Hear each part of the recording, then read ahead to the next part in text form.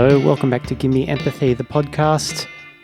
Not Gimme Empathy, the budget airline, or the brand of tinned beans, or the arms manufacturer. I do get a lot of confused emails from people seeking to arm their tin pot Banana Republic. This week on the show is Amy Morgan. Whoa. Sorry, I'm listening to Ravel in my headphones and there was just like a huge trumpet thing that came out of nowhere. Let me turn that down. This week on the show is Amy Morgan. I know Amy because she is engaged to my good friend Nick Oberhart, who was the guest on episode 15. I'd never really sat down and spent one-on-one time with Amy before, and it's a bit of a recurring element now on this podcast to have partners on. I really like it. I really like hearing two different perspectives on a relationship, I think. Just a couple of little spoilers in this episode for seasons 1 and 2 of The Walking Dead video games by Telltale Games. If you haven't played them by now and you want to skip this, I'm sure the percentage of people who would possibly care about this listening right now is statistically insignificant. So we might just get on with it. This is episode, what number is it? 19. Oh my God. Episode 19 of Gimme Empathy. This is Amy Morgan.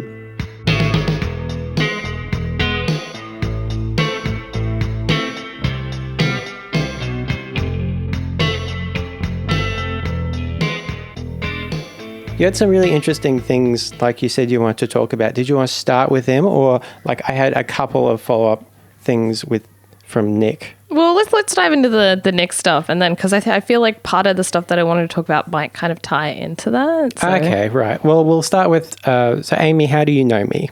Okay, I know you through my fiance Nick. So you guys went to school together, but also I could know you through your band Go-Go Fish. Yes. Because I know Ange and Ash. Yes, and Ash. So they were in my brother's grade at middle school. Yeah, that was really weird, like when I found out that you knew them, because I think it might have been at the movies or something. Yeah. We ran into, we were going to see a movie with Nick, and then we ran into Ash and Ange, and we just thought they were talking to us or something, because we both knew them. We actually, Nick and I had this, I think we were kind of early in our dating stage, so I want to say in the first year or so, and we went out to breakfast, and he's like, oh, just give me a second, I know these people, I just want to say hi, and I looked over and I saw Ash and Ange, and I was like, I think I know them way better than you, and he's like, no, you don't, and so we got up, and we went there, and they were like, oh my God, Amy, I haven't seen you in so long, it's so great, and then they kind of looked at Nick and were like, and you... Scott's quiet friend who's sometimes at gigs. Yeah, and they knew sort of who he was, but the reaction wasn't as like, oh my gosh, and yeah, so that was kind of a bit hilarious, but also awkward. So I had a couple follow-up questions from when Nick was on the podcast. I guess the first is when you and he met, because he said that you met at a party and he was kind of in an unusually social kind of mood, like he was making an effort to go and talk to people, and that you, as it turns out, were in an unusually quiet mood and you weren't talking to many people, and whereas you're normally a lot more extroverted than Nick. So I want to ask, what do you remember about that night? So that was actually a really interesting time in my life, because I'd just gone through a bad breakup with a not so great relationship. So I was kind of very deflated, I guess, and I was kind of very quiet, and I didn't actually want to go to that dinner party, but one of my best friends, Grant, he was like, that's it, you've been moping around the house for ages, so you're coming to this stupid dinner party, and it wasn't stupid, it was great, and he's like, you have to come. And so I guess I was a bit shyer and quieter, and I wasn't really looking for anything, but then Nick kind of walked in, and there was just something about him, and then the night started, and I was like, this guy's pretty cool. And then he made all of these nerd references and these really niche references that I was like, no one understands me. And there was this super awkward bit where, because I'm super obvious, even when I was introverted and quiet, because I was sort of very getting over the breakup and all the stuff. And I really, really wanted to sit next to him, but I didn't want to make it obvious. So what I did was I just paced around where he was sitting and just walked back and forward in front of it for like a meter and like just going back and forth until finally Grant was like, just sit next to Nick, just sit down. And I was like, oh, if you insist. And Nick was none the wiser. So I thought that I was like, I was trying to get his number and I was like totally like, and when we went to go, like, Grant's like, we're leaving. And I was like, oh, see you, Grant. And he's like, you're not coming with me? And I was like, I meant see you, Nick. And yeah. And Nick picked up on none of this. And then we went to another event and I have a germ thing, so I don't share food. And again, Grant was there. And Vicky, his fiance, and like they were also, so they know that I don't share food. And Nick was like, oh, your meal looks good. And I was like, would you like some? And Grant's like, what is going on? And I was like, just be cool, man, be cool. So when you say you have a germ thing, like, but wouldn't it be okay if someone else, like using a clean fork, took some of your food as long as they didn't give you any of theirs? Is that okay? That is okay. I'm very specific about it, like but he'd already started eating his meal, so there was no sanitary utensils. But yeah, no, I have germs are real and they're coming for you. So well, you would know because you work in a lab. I do work in a lab, yeah, and I think that's not helped the germ phobia, but has also made me like very cautious. But yeah. What exactly do you do in a lab? Oh, I've had quite a few different jobs over the years, but my main role would probably be I do a lot of routine diagnostic testing for like different, like I basically just do lots of patient care stuff. So we're basically the keys to the piece of puzzles that doctors put together. But I guess one of the things you might know that I do at the moment is I do a lot of the enzyme activity for the small bowel. So seeing if you have celiac disease and stuff like that. So we just take the tissue and then see how active it is. And from there we can say, you might have this. So you might, just be lactose intolerant and that kind of stuff. So. Oh, cool. So you're on live people, not like, is forensics only when they're dead? I'm no longer in that. Oh, so you did do that? I did do that. And now you work on live people? Well, I mean, forensics is also live people because, not all of, like, I just did DNA with forensics. Like every crime scene has DNA, like so, and I think now because NCIS is, DNA is sexy and like shows like that, jury really, really want to see DNA because it's just so commonplace in shows, and they'll be like, "Get me a profile," and then 5 minutes later they're like, "Yeah, it's a match," and I'm like, "Oh God, I wish it was that easy." So you're like in the supporting cast of those shows in their unrealistically dark labs. Like how real labs aren't that dark, right? Like they're very bright. And there's not giant open spaces and glass, right? Forensics is like super contained. Like we're basically in so a lot of the laboratories I worked in, we call the fishbowl. So normally we all have your area, your lab that's like encased in glass. And then you'll usually do your work in like a fume hood. So again, encased in like a small hood. So everything cleans, like everything that goes and gets clean. Everything that comes out should be clean. It's very sterile, sort of like has to be uncontaminated environment. And, we have to wear the face masks and the little hats and so we look super hot. Were you as careful with germs before you got this job? I definitely have always had a bit of a germ thing, but I think you have to treat every sample as potentially contaminated. Like, so just because somebody is coming in and being tested for, lactose intolerance or bile acids or something that's pretty routine, you can't pretend that they don't have malaria or that they don't have like AIDS or something. You have to, just because they're not in for that doesn't mean you treat them like they don't have it. Right. So I'm very I'm very like safety's no accident, and I always wear like a face shield and other stuff. But other people, like, your safety to an extent is your own responsibility. So other people are a bit fast and loose. Do you think it's an ideal job for you?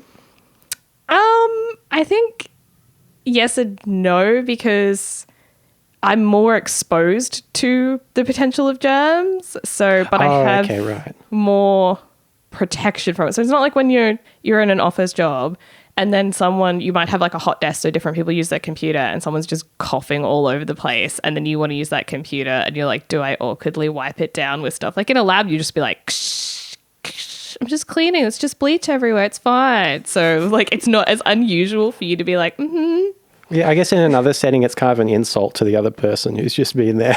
Yeah. Like assuming that they're unclean. But you don't want to use that computer. Yeah. So Nick described you as an extrovert who likes going out and being social, and that you take him along to situations that gets him to come out of his shell. Is this something that you do like intentionally? Like, are you trying to make him better at that? I think when we started dating originally, because I am such an extrovert and I do like to go out to like parties and stuff, I think it took me, a long time to sort of realize that kind of stuff drains him. And so when we started going to parties, I have some very loud extroverted friends. So there's a couple parties that like he doesn't dislike the people, but it's just too much for him. And so I will usually go solo to those parties. So there's a lot of people that I've known for like quite a few years that have never met Nick. And so they'll probably meet him at the wedding. I promise. And so there's been a few times where we've gone to like the extrovert parties, like back in the early days, and he just kind of disappears halfway through the night and he just sits in the car because he needs to recharge. And I think I would often like come and sit next to him and we'd just chill out in the car for like half an hour because he would sort of be like, you're having fun, so I don't want to leave. So I still take him to stuff, but I guess we have a better system now in the fact that if it's friends that I know are too much for him, I'll invite him, but he never has to come. Like, I'll never say you have to be this. But then there'll be other things that I'm like, like I might have a weekend where I have 4 or 5 things on and I'll be like, you should try to come to one of those things. Not every weekend. And then if it kind of gets to like Saturday evening and he's like, I just want to play Overwatch or I just want to chill, I might go without him. So it took me a long time to sort of be more okay to go to parties without him because I guess we're at a different place in our life now. And people don't ask as much, but like back in the early days, maybe because, it was 5 years ago and we were a bit younger, people were like, what happened? Have you guys broken up? And it's like, no, he's just an introvert and you're loud. That's really good that you've worked out that compromise, I think, that understanding. Because like there are some couples that they need to go everywhere together. Yeah. I mean, it was hard because like, I want him there, but I think like for Nick and I'm not sure if when you've been in relationships, if you felt this, it's like when you're with someone and you're at home, it's like you have this secret world that like only the two of you are part of, and you have all your in-jokes and like it's just you two, and there's just something magical about that. And I guess one of the main reasons I stopped being like, okay, I really want you to come with me is that he wasn't like that person. When we would go out, he would shut down. And so I was like, well, you're obviously not having fun. You're not obviously like expressing yourself. You're not, and it's like, if you're not going to be there and you obviously don't want to be here, like I'd rather just have our like secret home world. Yeah. The last thing I wanted to ask was that Nick says he thinks that you bring out the best in him and that he just hopes that he isn't, quote, squashing the best in you. What do you think of that equation? I definitely think that Nick brings out the best in me. In what way? Well, I guess when we met, I was like a bit of a train wreck. And I think Nick has, for somebody who's not had a mental illness, he has been amazing because I had depression for a few years. And he's been really great with that. Like he was the one who like was like, you need to go get help. So were you going through a depressive phase when you met Nick? I guess like yes and no. Like I think I don't really know how to classify it because, I'm not an expert on that kind of things, but I guess I was angry. I was just so angry. And we had like a lot of fights, and he was like a real slugger for like going through it. And I think we kind of got to a stage where, and when I say fights, I would just argue with him. I don't mean he was arguing with me. Like, let's make that very clear. I think I remember that we had this one time and I had gotten groceries for dinner. I don't think we were living together at the stage, or we just started living together. And I remember he was like, oh, are there more groceries in the car? Because I'll help you get them. And I remember I said yes. And then he didn't move, like, or he was like in the middle of something and I gave him no time and was like, oh my gosh, why didn't you get the groceries, rah, rah, and just lost it. And he's like, okay, that's it. He's like, I don't mind getting in trouble. I don't mind like you getting angry at me. Like, you're a very passionate person, but I have to deserve it, man. Like, you know, it has to be something that like is actually real. And I'm like, oh. And so I think that was kind of like the first step of me being like, I need to do something that isn't getting angry. Like when it started to affect Nick, and as much as I cared about him at that stage of my life, because I kind of like liked him for a long time. And he's a bit of a slower mover, but I was in it for a long time. And so I think like that was the first step of me being like, you can't handle this. And he's like, we can't handle this. So then I found someone else who could handle it. And then I was on antidepressants for a few years. And I think it's hard to explain like when I was depressed, because before I was in like the angry stage and then I was on antidepressants, I was like super sad, but I at least felt when I was on antidepressants, I had enough like, you know, serotonin levels or whatever to deal with everything that had happened. So I was still sad, but I was sad to a level that was functional. Yeah. Well, I mean, I'm kind of fortunate in the fact that like I'm a big box person. Like I put things in lots of different boxes. So it never super affected, like, I mean, sure it affected my work life, but not so that I was like never at work. Like I was fortunate enough to be one of those people who just like put it all in a box. And unfortunately it seemed like the box opened when I came home. So it was like, home was like, you know, I used to sleep for hours and hours, and like Nick's like, we're losing our weekends. But yeah, so I think he's been amazing for that, and he's been really supportive. And I think even now he knows me quite well. And if I don't do regular exercise, get regular sleep, I don't fall back into how bad I was, but I can get snappy. And he's definitely a great partner for being self-checking, as in like, you're a bit annoyed at me about this. I don't really think you're not normally annoyed at me about like, you know, whatever little thing has happened. And he's like, you're kind of disproportionately annoyed.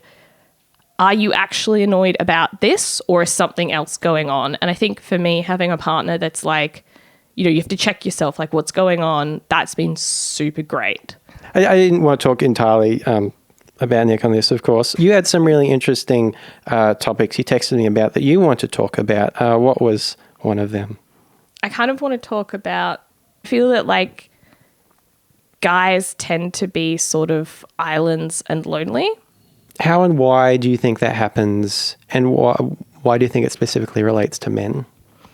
Well, I think like women can definitely feel lonely, but I guess I want to talk a little bit about toxic masculinity and how men are meant to be and how they should be portrayed and how they're meant to deal with their feelings. You know, it hurts men just as much as it hurts women. And I think it's kind of like my interpretation of sort of that theory, because it's toxic masculinity is not my theory. It's very well, you know, research stuff, is that I guess to sort of put it in perspective, more women are diagnosed with depression, but more men are committing suicide.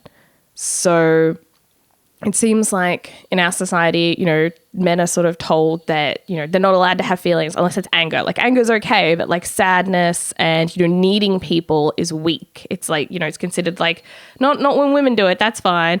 But like when guys do it, you know, they're not allowed to have that outreach. And I think that many guys sort of like, as they get, you know, a bit older and they find that their friendships change, like they don't, because they, you know, get more set in these roles, they don't, you know, talk as much to each other and they don't have that outlet. And I think for a lot of guys, when things, their main outlet is their partner. And I think when that breaks down, or, you know, they have a breakup or things aren't working, they don't have anyone to talk to as much. Like, you know, they could talk to maybe their parents or siblings, but, you know, you can't always do that all the time. And, you know, maybe you don't, because you're a bit afraid, oh, well, you know, me and, you know, Stacey or whatever aren't going super well, but I don't want to tell my mom because then she might be like, well, Stacey's, you know, I've always hated Stacey, you know. So there's that isolation. And I think even in the workplace, like I find that, you know, I tend to be quite chatty, and one of my bosses, he, you know, he can get, he's a little bit older, so he can get a bit down on himself. And so I'm trying to, you know, say, you're still great. And he one time confessed to me that he has no friends and that he feels like an island, and that he just started crying, was like, no one cares about my day to day. Like everybody who I used to talk to is just not there anymore, you know, and when we do catch up, it's always in group situations. And I think that like guys in my friend groups, they don't tend to just catch up and have lunch. Like they don't tend to have that chat time. And I think they're sort of programmed to be like, that's a bit awkward and I can't talk about that. And I think it is important for guys to feel that they can, you know, express themselves and that they aren't alone. I think that's absolutely true. Like I would feel awkward just like one-on-one asking a friend to catch up. Even when, like this year particularly, a few of my friends have said, you know, if you ever need to talk about stuff that's going on, you know, I'm always free. But and even when I've wanted to take them up on that, I've always felt like that I would be burdening them, or that just like practical things came in the way, like, oh, they live all the way on the north side, or like, oh, they're on the other side of the world and they're probably asleep right now for Skype. Like, why do you think that is? What is perpetrating this feeling? Well, I do kind of feel that like it is a little bit to do with gender roles. So there's kind of a common theory amongst feminists, which I am, that making women equal to men will not just help women, it will help men. And so a lot of the problems, like I think the root cause of it is that women historically have been portrayed as weaker. And with that comes the traits that are associated with women, which if you just take out the traits, so it's like women are emotional, cross that out, put weak. Women are, you know, they cry a lot. You know, women are, and like the essential like tagline is just that everything about like women is that, you know, they're lesser, they're not as much, they're, you know, and so when you have men who have these traits, it's not that, you know, there's anything wrong with them having it, because of course, you know, guys are going to feel upset. Life is hard, but because it's like a traditionally woman's trait, it's like not only the double barrel, like it's like a double barrel effect of like, it's not just that you're feeling something you shouldn't be feeling, it's that you shouldn't be feeling it because of who you are as a person. Like, you know, it's making you weak. And that other guys will, not all the time, but like, you know, this is the toxic masculinity.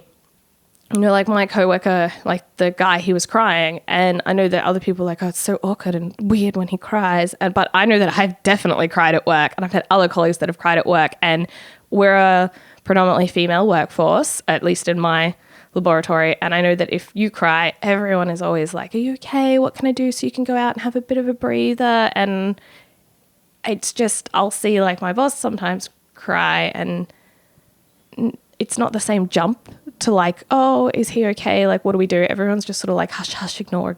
And it's maybe he wants that because he doesn't want to draw attention to it. But I feel that that's, again, feeding into this whole, this is how you're not allowed to be. How do we change that?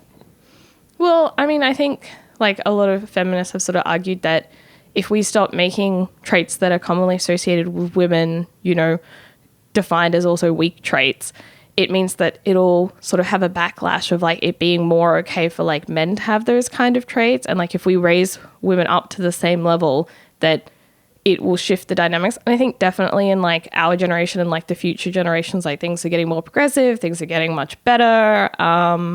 You know, so I think we are working towards a more, you know, it is okay to have these feelings. It is okay, you know, for guys to be upset. And I think it is like a phenomenon that's been documented a lot. Like there's been a lot of like, how come in middle school and like preschool, like I can talk and cry, but then high school happens and it's just like hard shut. And so I think there's been like a lot of studies on that, because like I mentioned earlier, like suicide rates in males is quite high.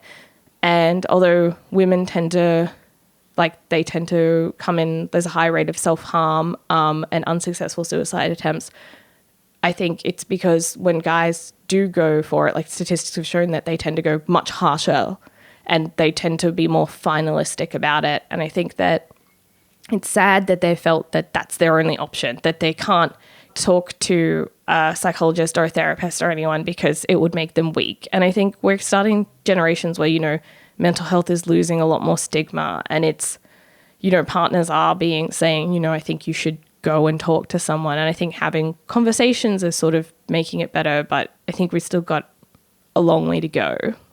Well, now that we've solved toxic masculinity, was there another topic you wanted to talk about? I wanted to talk about automation and its pros and cons and what like the future will look like for like our generation or like future generations. Interesting. The rise of the machines. Yes. And whatnot. I was just hearing on the radio this morning that, this past week, the last car manufacturing plant in Australia has closed down.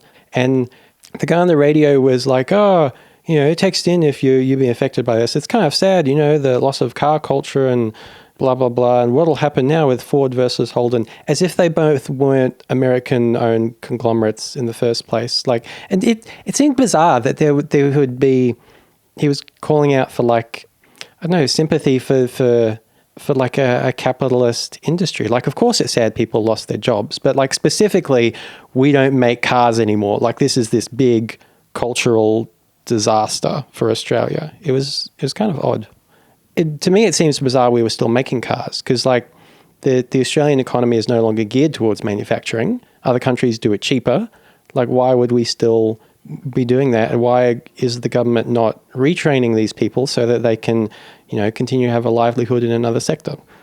I guess I have a couple of counterpoints to that. I think like my first thing is that Australians, like, I'm not into cars, so I don't care, but I know that there's definitely like a Ford, Holden kind of thing that goes on in Australia, and I feel that Australians kind of want things that they feel are iconically Australian to be Australian made. Like there's that little Australian made sticker, and then I think they only need to have like a certain percent of it to be Australian made in order to get that sticker on it. So I feel there's a certain dodginess and illusion about it. But I know because it's such like, I don't want to say bogan culture, but I just did. So I think there's definitely like that, but it's Australia, so it's got to be made in Australia, mate, kind of like. And I think maybe that's why, like, when the Ford and Holden sort of started doing stuff overseas, even though it is so much better for them as a company, and this change didn't happen overnight, it is sad for the jobs, but it's not like they kind of like woke up in the morning and it was like, yeah, we moved the factory last night, everyone out. I think it would have been a gradual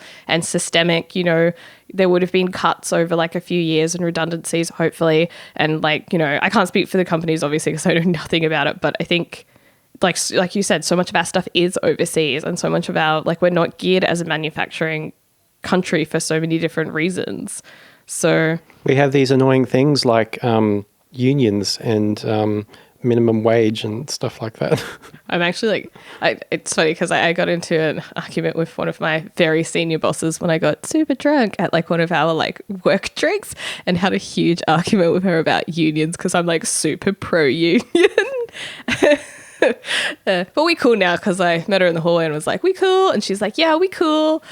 So are you optimistic that in the future we'll have like the Star Trek economy where we don't have to work anymore, everything's done by machines, we just go out and explore the universe? Do you think that's going to be possible?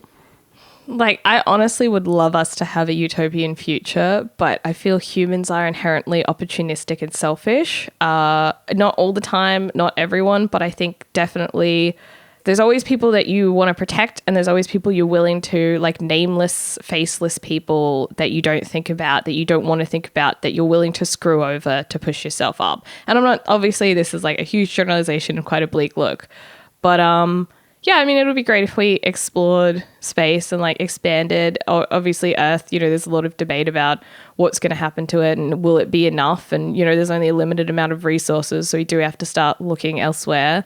Looking at you, Mars. Like, my main thing with automation is that it's sort of a dual-bladed sword kind of thing, in the fact that automation has made our lives so much easier. And I think even in my work, there's machines that sort of do a lot of, like, there's a lot of things that I would have done manually, which would be very time consuming and, repetitive strain injuries and just not feasible to get out as many results and, patient care wise as I would like. But I think, now we have a machine and it will, move the liquid from one container to another, because that's what my job essentially is just moving various types of liquids from one container to another and then seeing if the color changes or like, wavelengths and stuff. That's most of my job. It just sounds cooler. I wonder where it's going to end, because like in the past 200 years, I suppose, since industrialization, there must have been millions of jobs lost to machines. And like, even most recently, I think it's been happening in the service industry. Like, we have self-serve checkouts, and so much of our retail is done online now that's going to be in the future dispatched from Amazon's giant towers of drones. Like, what are people going to do for work in the future as more and more things become done by machines? So I guess I have like a couple things to say about that again. The reason that I brought up automation is that, like, the negative part is that, it's coming for you, it is taking jobs. There's quite a good YouTuber who I can't remember the name of, but his video is Humans Need Not Apply. And he sort of talks about what a future would look like. And he's a lot more cynical than I would like to be for our world, but I think he makes some good arguments, and that he kind of compares the horses back in the 1920s, who were like the main, transport kind of industry and, leisure activity and things like that, to like horses now. And so the horses have they've reached their peak and now they're in decline, and they're, more of a novelty animal, I guess. I mean, obviously there's racing and like different things, but horses no longer, they're not everywhere. It's not a status symbol to own a horse anymore. And so they're not an integral part of the economy like they once were. So we can just stop breeding as many horses when we don't need them, but we're breeding more and more people. And what jobs are we going to give them? Well, so, I mean, I don't actually have an answer for this, but I think, so the good part of automation is that it does make your life easier. Thus, we have the most leisure time we've ever had, like historically for humans. Our condition of living, overall is much better than, it has been, especially in first world countries kind of stuff. So it has given us more options. But I think where our main generation is heading is something that I find that our parents are sort of starting to fall into.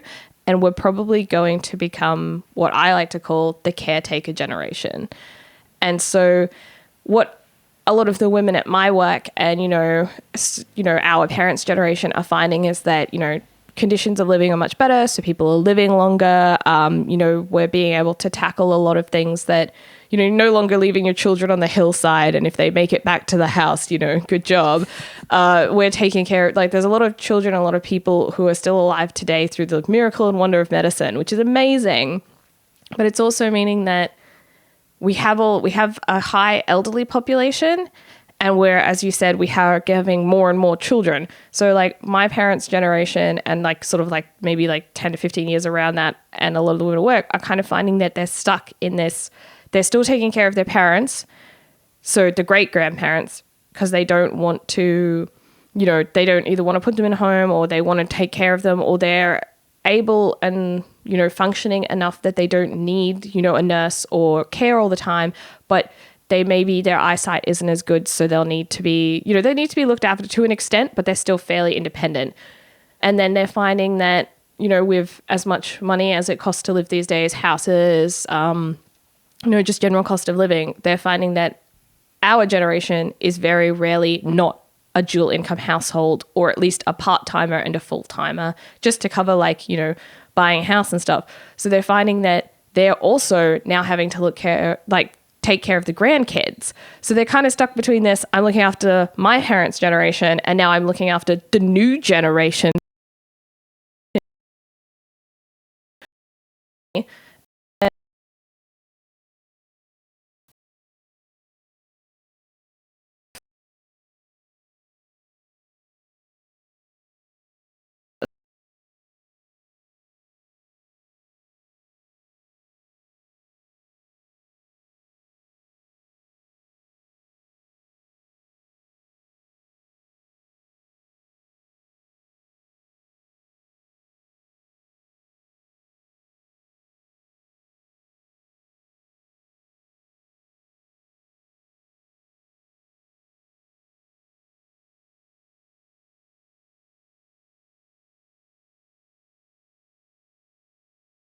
Caring for people.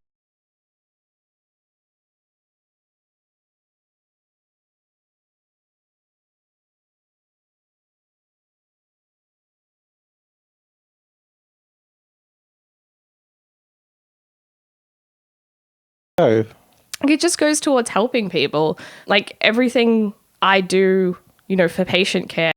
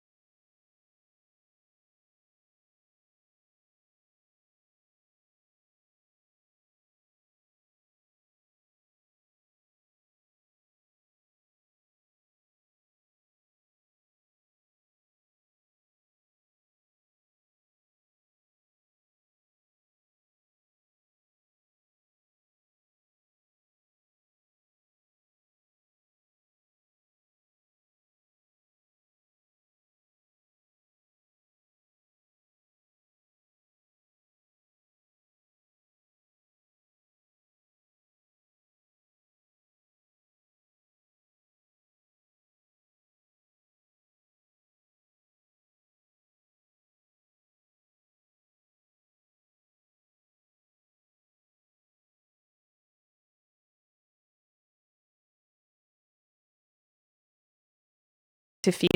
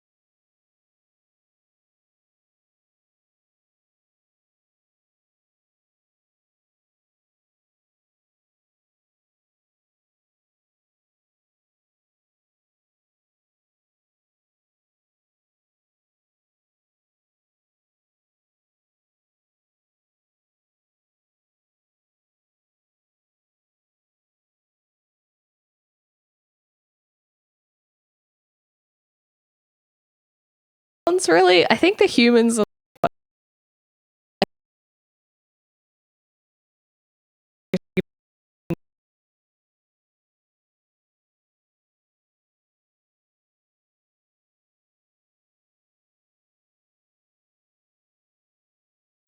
you have shamed your household.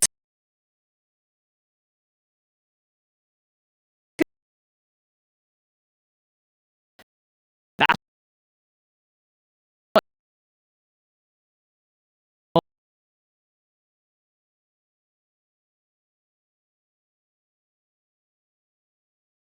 Have you been watching the new Star Trek Discovery? there's a guy at work who's been bugging me to see it, but Nick doesn't want to start a new series, and I like to watch stuff with him. And it's kind of like that. Gone are the days where one of us might watch the episode and then pretend not to laugh, or have to laugh at the funny bits like it's the first time we've seen it. That was a thing before. Sometimes a bit like I'll just start the episode and then sorry. All right.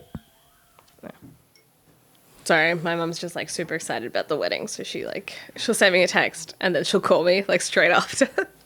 That's a year out. How's she It's going to 9 months out actually. It's coming up fast, so Imagine what she's going to be like a week before. oh, she wants like grandbabies so soon. So it's like she's and like I'm the first one out, like my brother's not in a stage where he's gonna get married, so she's like she's understandably very excited. Oh. She's like, I only get to be the mother of the bride once. Do you watch most TV with Nick? We try to. There's some series that he does this thing that I find is super cute, and he probably will hate it that I'm telling you this, but haha. So I'll watch a series, and it's usually some ridiculous girly series. Like I've been really into Jane the Virgin at the moment, which is it's basically an Americanized Spanish telenovela.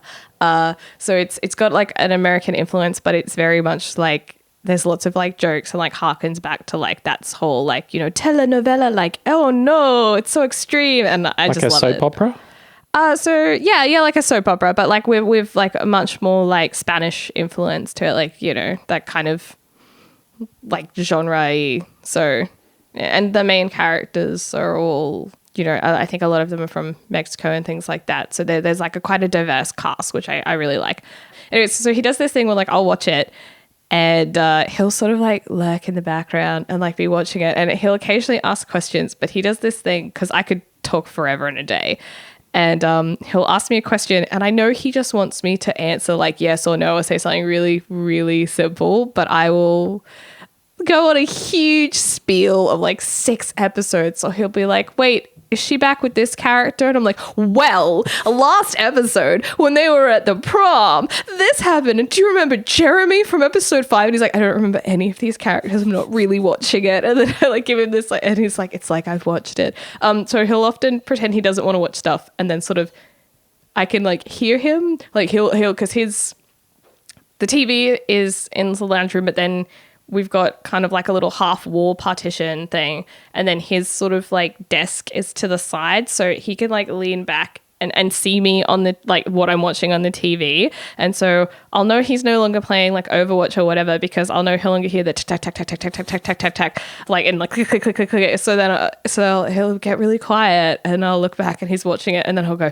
and like go back to his computer like he's not watching it. But yeah, and so I think he doesn't want to like get fully invested in it. But there are series that like if we start it together, we like to try to finish it together. It's not, you know, I watched one and then you'll watch it.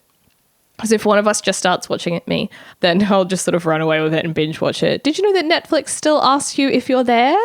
So back in the day, it used to ask you after about 3 hours, so about 3 episodes. It still asks you after 6 hours. So thanks, Netflix. I am still here. I'm always here. It's weird that they encourage binge watching and then binge shame you for watching it for so long. I know, right? It's like, you know, I'm here. It's like my money's still good here. Just because I'm consuming so much more content than everyone else doesn't mean that my dollars are not as good. And you and Nick play video games a fair bit together, don't you? We do, but I sort of go in and out more. Like he would like to play several days a week, or like it's his main relaxing kind of thing. Whereas sometimes, because my work can be very fast paced and, you know, like staring at stuff all day, sometimes I don't like staring at a screen that's that close. Oh, but I'll then go into stages where I just want to binge play something. So we'll play like every night for like a month, and, you know, then I'm like, okay, it's 2 o'clock in the morning. We have to go to work tomorrow. So I can get a bit addicted to video games, which is why I don't always want to dive back into stuff, because I know that I'm like, it's such a time sink. I mean, it's fun, and I really like that we do it together, and I probably need to be better at more consistently doing stuff. But we tend to play, I'm not sure if you played the Telltale games. Yeah, I played some of them. I played Walking Dead. I love Walking Dead. The Wolf Among Us. Yep.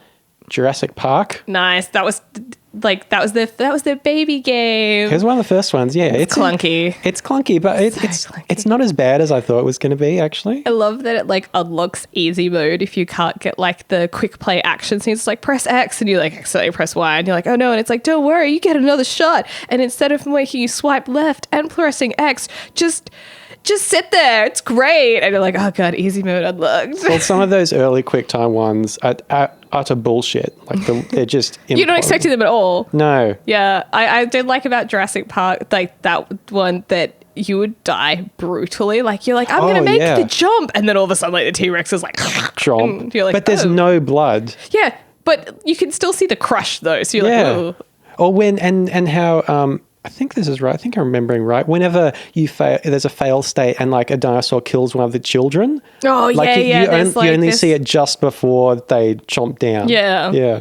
Yeah, there's a couple of ones where it like brutally remembers you and like other people. Like actually that game, because we played their newer games first. We started with The Walking Dead, and I think what we do is we'll pause it when it comes to like a decision. And Nick and I are very different people. Like we work probably because like our morals, worldviews, and sort of like our like, you know, compass of how we want things to go are very similar. So like big picture stuff pretty similar. Our delivery is so different. Oh yeah, so to be clear, these games that we're talking about are single player games that we play together. Yeah, and you're playing them together, and because there's not a lot of there's not heaps of action involved. It's a lot of decision making and conversation trees and stuff like that. So you and Nick play them together, and so you're jointly making these decisions. Yeah. How does that go? So normally because we've got like a little Roku and Steam like link thing, so because they're Steam games, or at least we buy them on Steam. So we hook them up to the TV, and our normal system is one of us will have the like keyboard, and you press like, spacebar to stop it. And then the other one will have the controller or whatever. So when we get up, so it's something like they'll start talking, and then it'll come up with like your conversation trees, and you have an option to say different things. And so we'll stop it, and then we'll have a debate. Or if there's like a decision, like often in these games, it's like, do you save Bobby or Tiffany? And do you say Tiffany? I love Tiffany as like that's my go-to terrible name. Yes, it's a combination of Gwen and Tiffany. It's Tiffany. Yeah. It's one of my things that whenever I'm using an example, I love to bring Tiffany into it. I've already been forbidden from naming a child that, so don't worry. Are you going to have twins and name them Gwen and Tiffany just to spite that would Nick? be great. That would be so good. Sorry, go on. And then I could just be like, their twin name is Tiffany, and he'll be like, he's probably rolling like around, shuddering. No, so we'll like stop it, and then we'll make a decision. And I found that we're really different people in how we want to play games and who we want to be. So in these games, there's often, I'm a soft player. I like to play it soft, so I don't want to be a hard, rugged. I'm like, especially Wolf Among Us, where if you haven't played it, he's a lycanthrope, so he can he's a werewolf, and so he can turn into like his werewolf form, or like there's like partial, like he can go full wolf, or he can go like partial wolf, and you can either rip people's arms off or like slam people into drawers, and I'm a more gentle wolf, so I want to sort of like huff and puff but not blow your house down. And Nick wants to like wreak havoc. And there's been other games where in the second Walking Dead you play Clem. And so you start in the first game and she's a little girl, and in the second game she's still a little girl, but I think she's like 13, but the zombie apocalypse has hardened her. So she's not like a normal 13-year-old who like I guess talks about boys. She's a normal 13-year-old who talks about killing zombies. And he wanted to play her like you have an option to be really harsh, and can I do some spoilers or I'll put a spoiler. Okay, cool. Yeah. There's a scene where like there's a girl and she's pregnant and she is unsure of who the father is, and you have the option to be like, who's the father? And I was like, that's so mean. And Nick's like, yeah, but she's horrible. She is horrible to us. And so I wanted to play like a soft, beautiful Clem, and he's like, but the zombie apocalypse has hardened her. And funnily enough, there was like another decision early on, and you have the option of like somebody's been bitten and tanned, and you have the option of either bludgeoning them to death with a salt cube or not bludgeoning them to death. Well, actually, no, more realistically, you're holding another character who cares about this character, and your options are either holding her so that someone else can bludgeon them to death, or resuscitating them in the hopes that they don't turn.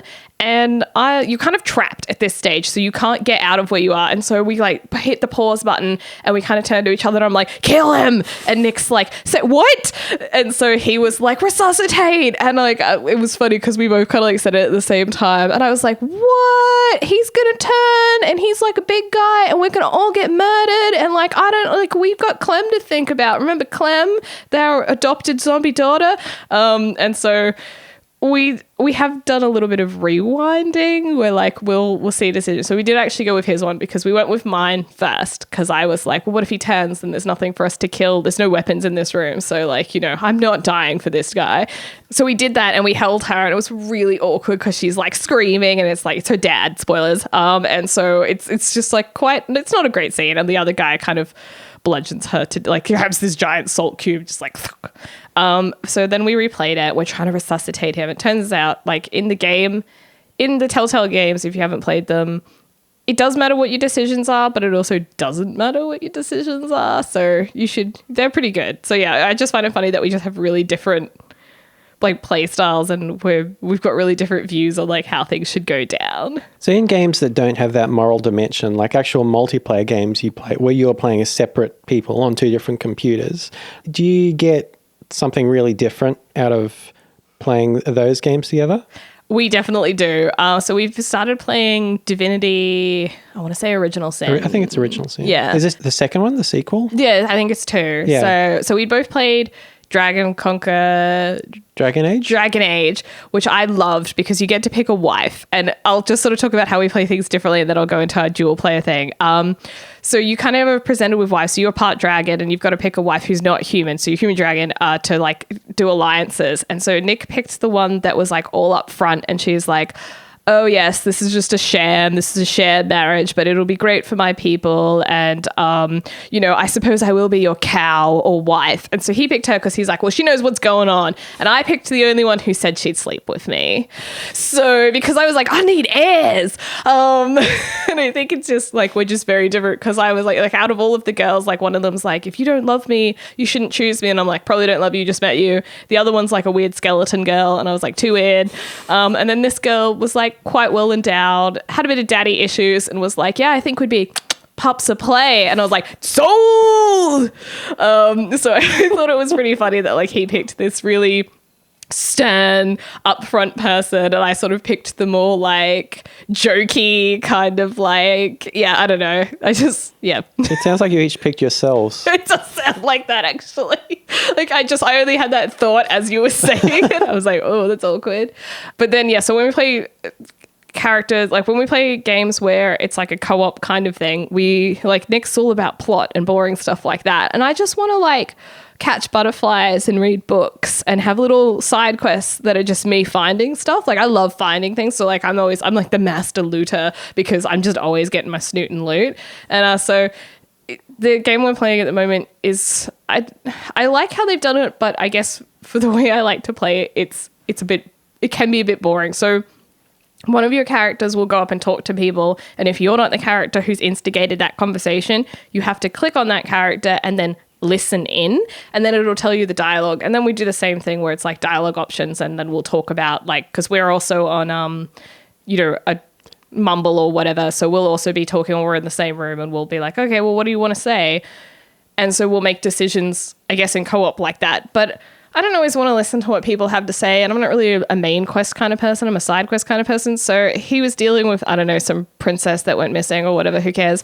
And I got robbed because I wandered off and was bad at gambling, and they stole my shirt. So then Nick had to come over and kill everyone so I could get my shirt back. And so I come back, like my character's half naked, and he's like, what happened? And I'm like, these people robbed me. And he's like, you just lost at gambling. It's not the same. And I'm like, let's kill them all. And so that he has to kill people for me because I've gotten in these stupid situations. So, yeah. Do you ever play multiplayer competitively, like against each other? No, I don't really like to, because Nick spends, like, he's been playing games for like a lot longer than me, and he invests more time than me. So his skill level is always much better than me. So I don't think it would be fun for us to like be versing each other, because I would just lose and then get sad. So I think we mainly play like we've played with you 7 Days to Die. 7 Days to Die, and we have our own little world where I'm the gunsmith, and I like that one. But I do get a bit scared when the zombies sneak up on me and I yell really loudly, and Nick has in times thought that I've actually hurt myself in real life, but I'm just scared because of zombies. So no, I don't think we'll ever play competitively. We are always like, even when we play Overwatch, we're on the same team, but we can't play Overwatch together as much as I would like because I'm so much lower level than him, and the game scales people so that it matches people at a similar level. Yeah, it matches people at a similar level. So what happens is Nick's, level 150 and I'm like level 30. So they'll just go, well, that's, 180 character or 70 character. Their math is terrible. And then they'll just pit us up against 100. They'll be like, well, that's close enough to 200. So then we'll just put two 200 people, like two 100 people on the other team, and that's matched. So the difference between a 30 level and 100 level is a lot. That's a lot of hours. So then I'm there, and then our team's like, you suck. You're the worst. And I'm like, damn, all these 13-year-old kids telling me how to play my game. And so what we do to trick the system is I'll often join a game, and if there's a slot, I'll quickly add Nick because it'll scale it down, and then he gets to be like the hero who actually knows how to play the game, and we always win, and it's amazing because he actually knows what he's doing and no one else does. I also play a really difficult character as my main in that, and I'm not good at it, but I love her so much that I'll never change. Who's your main in Overwatch? I'm Anna. Because I like the idea that I can help my team by healing, but I'm not a good enough solo healer. I really just like that I can fire bullets, and if I hit an enemy, it hurts them, and if I hit a friend, it helps them. So it's just like, pew, pew, pew, pew, I'm helping everybody. Yeah, so I'm getting better, but I'm not great. Yeah, I know what you mean about like, I don't play much compared to multiplayer either. I think I did more when I was younger and you were like all in the same room together and there were a bunch of you. It was like a free-for-all. Oh, I feel yeah. like that was more fun than... Like a LAN party. Yeah, or like around a Nintendo on the one TV or something, or playing Smash Brothers or GoldenEye or something. But I think it can be fun even if one person is a lot better than the rest of you if you gang up on them. Yeah, that's true. Like we used to play Halo, So like a few of us all against Nick, and he would still easily win. But it was funny.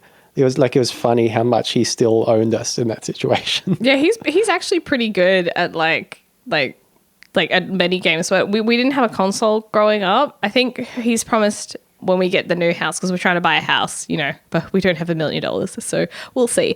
And he's like, we'll get a PlayStation and we're going to play PlayStation games. And like in my mind, I'm like, SingStar, oh yeah. And I think in his mind, he's like The Last of Us, the zombie game, and like a couple of other stuff. So I'm kind of excited because I've never had a console before, because we were forbidden from consoles growing up. So we only had the computer, which is still great because, like, computers were a much more rarity back then than they are now. So I'm kind of like, yay, SingStar. Why were you forbidden from consoles?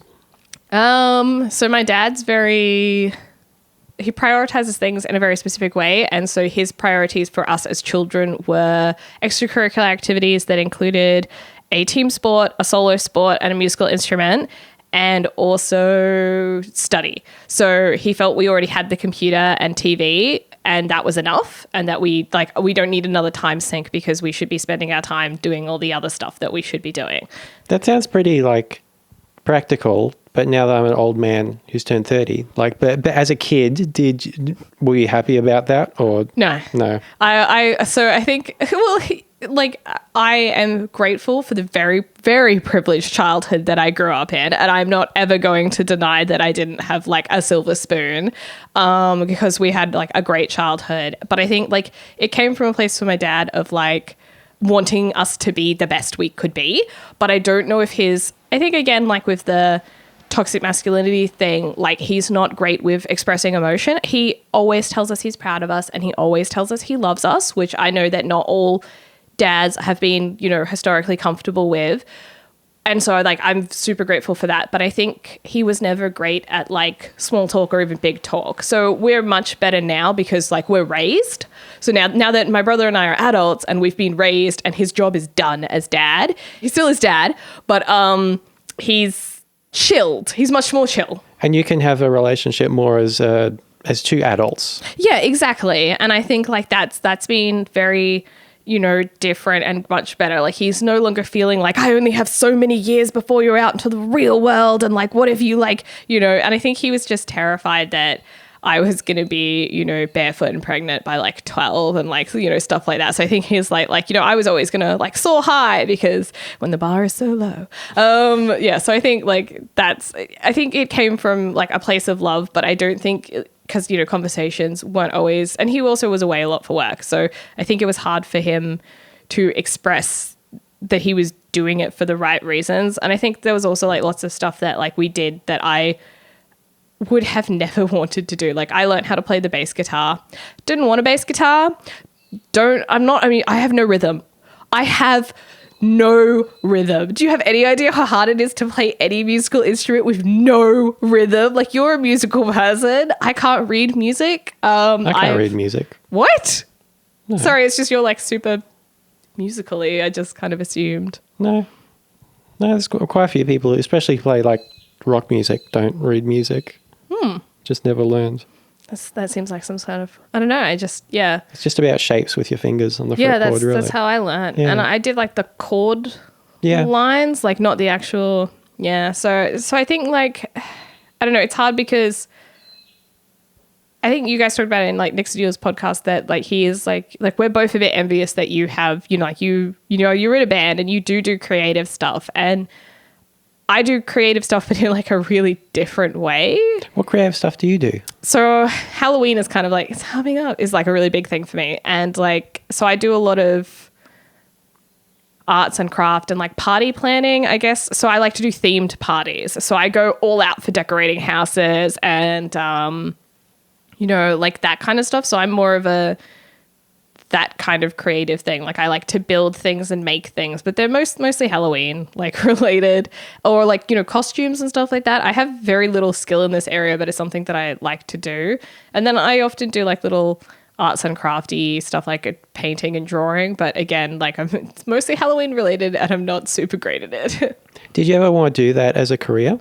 I did want to be a event planner like a long time ago, but when I was a lot younger, I was a lot shyer than I am now, and I think I didn't handle criticism as well as I probably would now, and I think that's an age thing. And I remember that I was telling my mom that I like wanted to be a party planner and like an event planner, like maybe weddings or something. And my mom is a very practical person. She's also like a fun person, but she has a very realistic. She's a bit like Nick in the fact that she has a very realistic view of the world, and she basically said, when you're a party planner or like a wedding planner, you're not just dealing with like the bride and groom, you're also dealing with all of the drama that goes with that. So if the mother-in-law doesn't like the bride and she knew that the napkins were meant to be fuchsia and they're just bright pink, she's going to rip into you because she can't rip into the bride. And so like she was kind of like, you have to deal with like that. And she was also pretty realistic in the fact that she's like, men will hit on you and you're shy,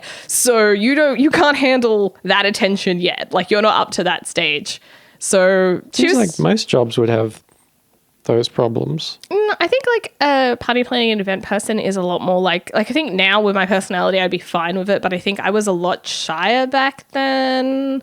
When you were a child, teenager? Yes and no. I think like I don't think anyone's like ever extrovert or introverted 100% of the time, but I think situationally and especially around strangers, I've kind of grown to this. I do this thing now where it's more like if I do something or say something ridiculous at a party, I no longer get embarrassed by it, but I also feel it relaxes the room because then people are like, well, I'll never look that dumb. And I'm like, you're welcome. So I think that's kind of the role I fit into is like court jester now. And I think like previously I would be a lot more mortified by that. And I think, but that's who I would be at home is like I would joke around a lot and I would like my home environment, like growing up was very supportive of like, because I am a bigger personality. I remember my mom would always give us a certain time frame on like creative pursuits. So one time I made my room into like this giant spider web, and I remember we went to Spotlight or something or Lincraft, and I bought so much yarn, like all of this yarn. It has to be red. I had to be red spider. And so then like she couldn't get in and out of my room, and it was a death trap, this room. Like I knew the secret spider ways, but mom was like, this is bullshit. Like if the house is on fire, you'll die kind of thing. So she was like, but she didn't want to stifle me and my beautiful butterflyness. So she was kind of like, okay, 1 week or 2 weeks. And then that was it. It was like, it had to come down. It was like hard rule. So I think like that's the kind of like, we did lots of fun stuff, but it was like, okay, but practicalness. And only at home. I mean, like you don't have as much outlet. Like schools, I mean, you remember school's hard. I think it's a lot more cool to be nerdy these days. I think we were like the first generation where it's starting to be a bit like more cool, but my family's all nerdy. Like I remember I was so happy we got to take the day off school because I was a Gold Coaster to come to Brisbane to see the Star Trek exhibition, and I just thought it was the bee's knees and it was the best thing ever. And I remember telling all my friends at school, like, I don't have to come to school tomorrow because I'm going to see the Star Trek exhibition in Brisbane. And like we were so cool. How did you go from being a shyer person when you were out and about to being the jester? I mean, I think I had like a really good group in school, and I think like I sort of started to come more and more out of my shell, and I think I had a really I found like a really nerdy crew like in sort of like high school, and I think them being like from similar backgrounds and sort of, you know, also like, you know, being that kind of nerdy and like that more alternate kind of thing, it was more okay. And I think like my brother has also been really good because he's also like, we have our own like jokes and we would all watch the same thing. So I think he was also pretty good for like sort of being, you know, more open. And I think he went away for about a year when I was in grade 9 because he went on exchange to Japan for a year. And I think that year really shaped us a lot because I could no longer like hide behind like little sister. Like I had to, I was like an only child for that year and I was the only sound in the room for like a while that year. And I think that was a big change for me. And I also changed schools at the same time. So I didn't have my brother's support network because, you know, he was an older brother and he was very much an older brother in the fact that he was, you know, there for me and things like that. And I think I had to sort of stop being in his shadow a bit. And I think I had to come out a bit more and be the quirky person I was at home, like outside. So I think that was probably a big thing. When you moved schools, did you make friends? Did you like try really hard to make friends on your own? I mean, like I always had, actually now that I think about it, I feel like I always had friends, but I feel like I always had lots of like one-on-one friendships with girls. Like I would have like the best friend. And I think when I went to my high school, boys, I had a mixed group. And I think that was the first time, I think maybe because I was sort of like, I hang out with my brother, like boys, whatever. And so I think it was kind of like I found, like I probably started being friends with guys that were like, you know, a bit like my brother, like a bit nerdy, a bit kind of like cool. So I was like, it wasn't that wall that like, you know how like when you're in high school, some groups are mixed, but there's often like just one gendered group. Yeah. So I think we were like one of the first predominantly mixed groups, not just like two groups, like not the boy group and the girl group hanging out near each other. Like our group was like all of our parties and slumber parties were like the people we regularly had tea with and stuff like morning tea and things like that. So I think that was sort of the first year. It was a very academic, nerdy school, so it was pretty good. Is that the school down the coast? So is that where you met Ash and Ange? No, that was the school before. So that was Lindisfarne right. that I met them. And then I got halfway through. Oh, also, like, I just remembered this. My mom was also really sick during all of this time. She's much better now, but I don't really want to get into it, but she's fine now. But she was sick for, like, a big block that. And I remember that Harry Potter was coming out and she came in and she's like, she doesn't like saying operation, even though I'm not an idiot. So she would say, I'm having a procedure and I'll be in hospital for like a few days / I'll come home and like be sick for a few days. And I'm like, it's not a procedure then, it's an operation. And she just refused to say that word. What's the difference? I think in her mind, a procedure is less serious. And I think she didn't want to scare me. So she had like a tumorous growth, which we weren't sure was cancer, but then wasn't cancer. So it was just a tumor, but still needed to come out. So that's basically like that whole thing. And so I remember my brother was away. My grandfather had just died. And she's like, okay, so my dad's died. I'm going to hospital for a procedure. Your brother's still in Japan. And here's the new Harry Potter book. Oh. And I was like, yay, wait a second. What was those first 3 things? And she's like, but Harry Potter. And I remember I was like so excited about the book, but also like, you tricked me, because my mom's very much like distract, which she's taught Nick. So I'll start to get like whatever. And he's like, look, we have ice cream. And I'm like, oh, wait, what was I talking about? So he's like, she's taught him the distract theory. It's great with children. How did your parents react when you had depression? I don't think my dad knows, to be honest. So that's an interesting one, because we have a great relationship. I think we've always had a bond because we're quite similar, but his parents are a lot older than like my mom's parents. They had him quite late. Like he was the third child, so there's a big gap. So I think my grandparents would be 90, whereas I think my mom's parents are sort of late 60s, early 70s. So there's like that 20-year, that generational age gap. So he had very like stern upbringing. And so I think like I'm sure mom's told him, because they tell each other everything, but we've never talked about it. And I think it was probably hard for me to tell my mom, because I was like, don't tell dad because he'll just freak out because he stresses a lot about stuff. So I was just like, he'll freak out. He probably won't. He will probably just, I think people tend to surprise you and they'll be fine. So I remember that I kind of, you know how you sort of like lightly go into stuff and then you're like, then you rip the band off. So I was like, oh yeah, you know, just, you know, feeling emotional and stuff. And yeah, you know, like I think I'm going to see someone. And then I'm like, lol, I'm on antidepressants. And then like about a year or probably two and a bit years later, I was like, and I'm off them. So I think, like, I mean, I definitely talked to my mom about it, but I think I kept like a lot of it probably more secret from them. I think my brother and I have definitely talked a lot about it, but I think I probably not hid it so much from them, but more I just didn't want them to worry. And I think it's hard because my dad's a rural generalist, so he's a doctor who works out back. And so my mum kind of like follows him around and, you know, takes care of him and feeds him and clothes him and stuff.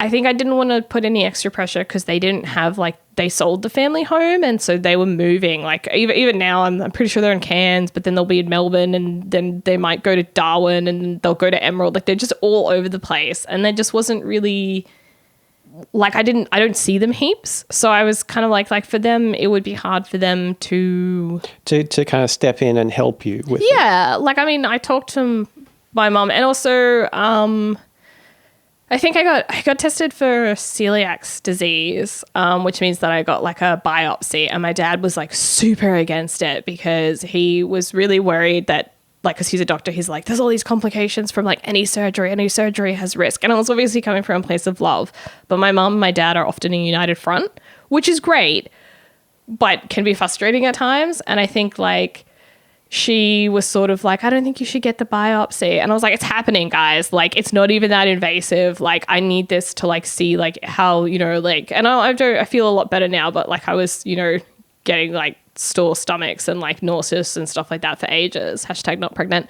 And so I think like I didn't want to tell them so much about the depression because they reacted so badly to that. And I was like, well, I don't really want to deal with an argument over something that I'm already feeling a lot of stigma about. But I do remember that when I sent my mom a message, was like, I'm on antidepressants. She's like, I think that's a good idea.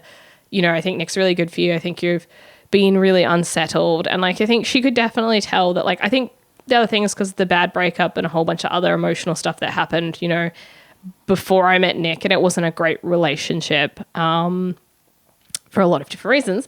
I think I was quite angry, bitter, and I think she saw that and was sort of like starting to see that I was getting better. So I think she was sort of like, I think she could understand why I was so angry given the stuff that had happened. So I think she was also a bit more like, well, you get there when you want. And I remember when I sent her a message being like, oh, just so you know, I haven't been on antidepressants for a month. I don't think I'll go back on them at this stage, but, you know, I can't predict the future. And I think, you know, I have been off them for about a year now. So, and I feel that like they really helped me focus and like deal with things. And so I remember that I sent a text message being like, you know, I'm off them now. And I think she sent me a message saying something like, you know, I'm super proud of you. You know, I'm really happy that you went, you know, you did that. And, you know, I'm really happy that, you know, your dad and I are always so happy and so proud of you. And, you know, I think you took a really good step. And, you know, seeing you lately, you've been so much better. And like, you know, you seem really calm and stuff. So I was like, yeah, that was like a huge steal. Well, Amy, thanks so much for talking to me today. Yeah, thanks. Sorry, I will talk forever.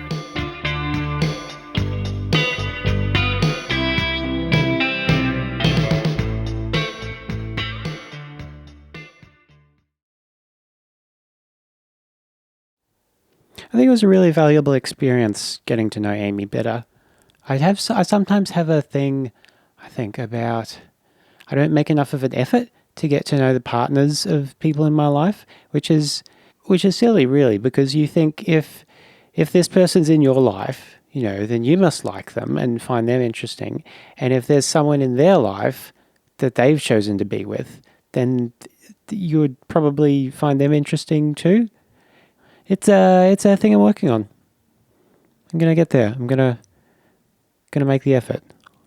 Corrections for this episode. So there are several versions of the Australian-made stickers with the yellow kangaroo on the green triangle that you'll find on various products in your supermarket if you're in Australia.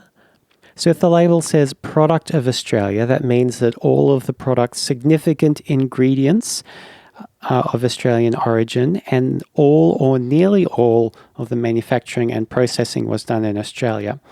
However, if it just says Australian made, that just means that the product has, quote, undergone its last substantial transformation in Australia, which sounds like some rule in some futuristic sci-fi anime, like he has undergone his last substantial transformation.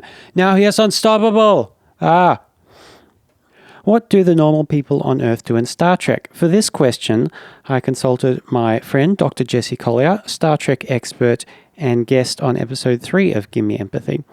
Jessie says, they never go into too much detail about what normal people do, but it seems like they mostly do whatever they want.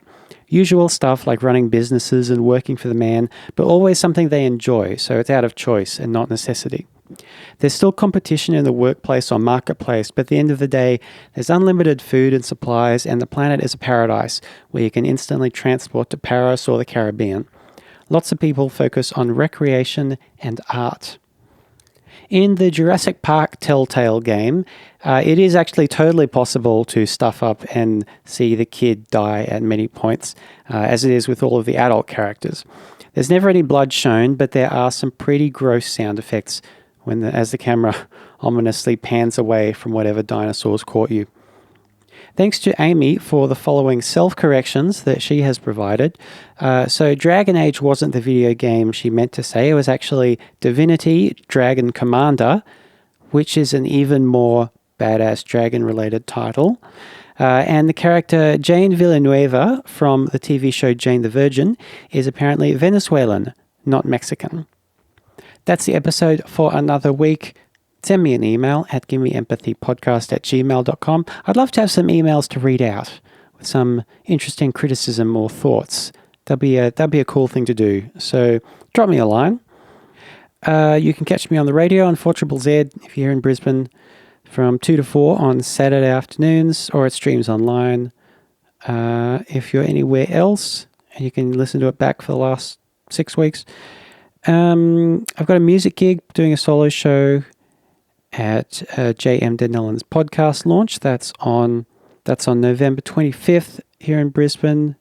That's happening at Nime, which is a cafe, I think, over in Paddington. If you're not in Brisbane, don't know what to tell you. It's not worth flying in for, but I'll be playing some songs. I haven't played a solo show in, I think, over 2 years. So that'll be interesting. Oh, crap, I should start learning them, shouldn't I? I'll do that. All right. Until next episode, stay solo, you know? Stay solo.